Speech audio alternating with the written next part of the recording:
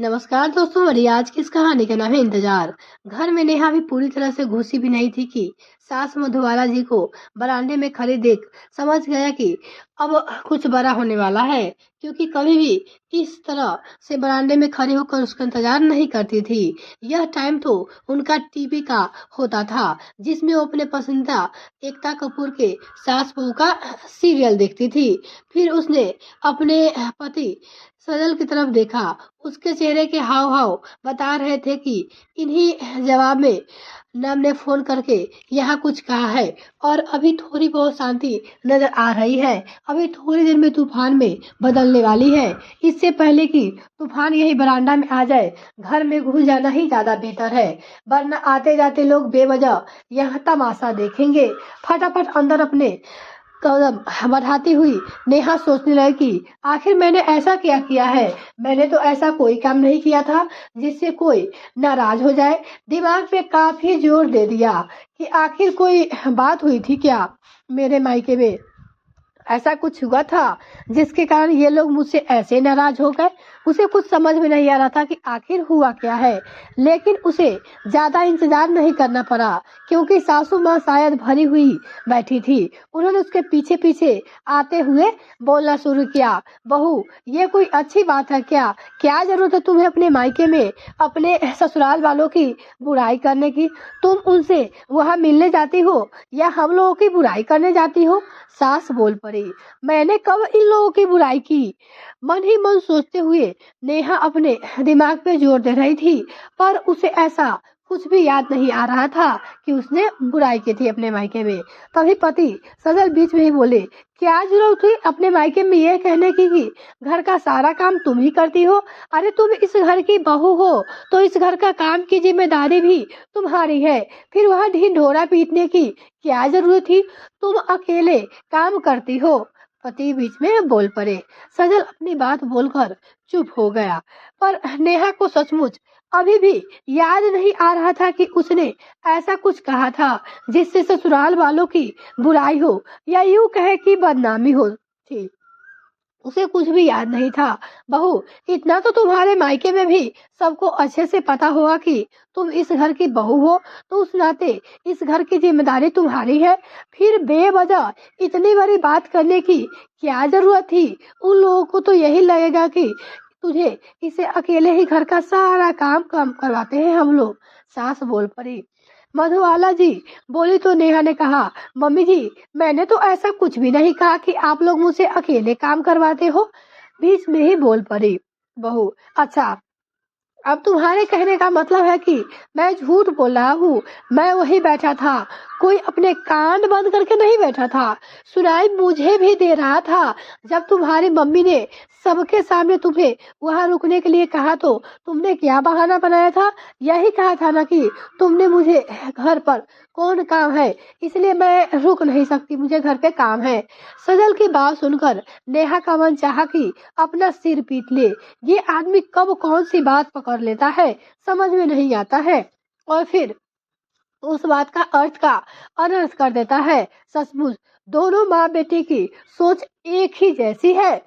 पर फिर वो सजल को समझाते हुए बोली नेहा अपने पति से, वो तो नॉर्मल बात ही थी जिसमें वो लोग मुझे वहां रुकने के लिए कह रहे थे, तो मैंने उन लोगों से यही कहा कि मुझे घर पे और काम है इसलिए मैं यहाँ नहीं रुक सकती। पर मैंने एक बार भी ऐसा नहीं कहा कि घर के सारे काम मुझे अकेले करने पड़ते हैं। तभी सासू माँ बीच में कूद पड़ी, अरे बहाने और नहीं थे क्या जो ये बहाना बनाया कि घर पे और भी काम है? इसका तो यही मतलब होता है ना कि सारे काम तुम्हें ही करने पड़ते हैं, हम लोग तो कुछ भी नहीं करते हैं। दोनों माँ बेटे समझने का नाम ही नहीं ले रहे थे, बस अपनी ही बात को सही साबित करने में दोनों लगे हुए थे। आखिर नेहा थक हार कर उन लोगों को ऐसे ही छोड़कर अपने कमरे में आ गई और आखिर समझाए भी जिसे जिसे समझ में आता हो। कुछ लोग समझना ही नहीं चाहता हो तो फिर उसका क्या कर सकते हैं।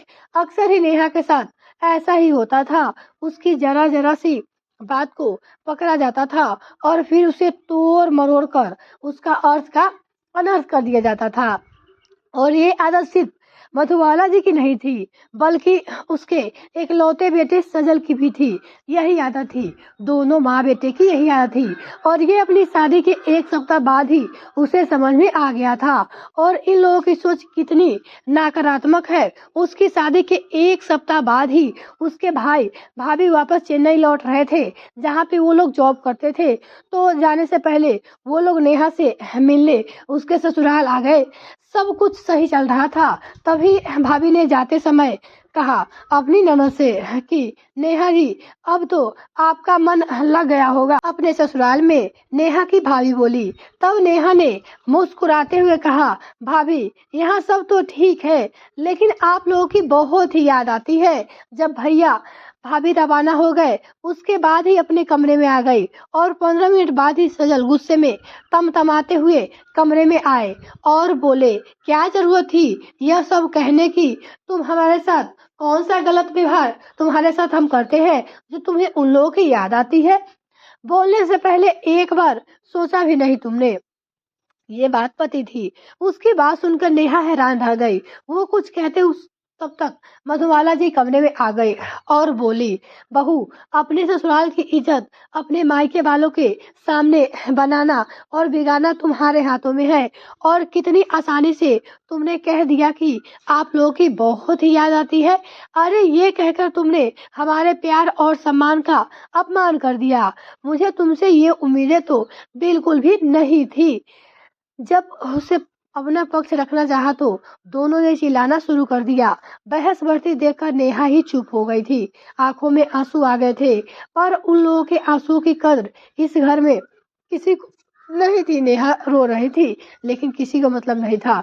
धीरे धीरे ऐसा कई मौके आए जब उसकी कई बातों को मधुबाला जी ने या सजल को पकड़ाकर घर पे आकर हंगामा कर दिया। पहले तो वो फिर भी बहस कर लेती थी, लेकिन अब 1 साल में उसे बहुत ही अच्छे से समझ में आ चुका था कि ये इन लोगों की आदत है, जो जाहिर सी बात है कि ये लोग तो नहीं सुधरेंगे।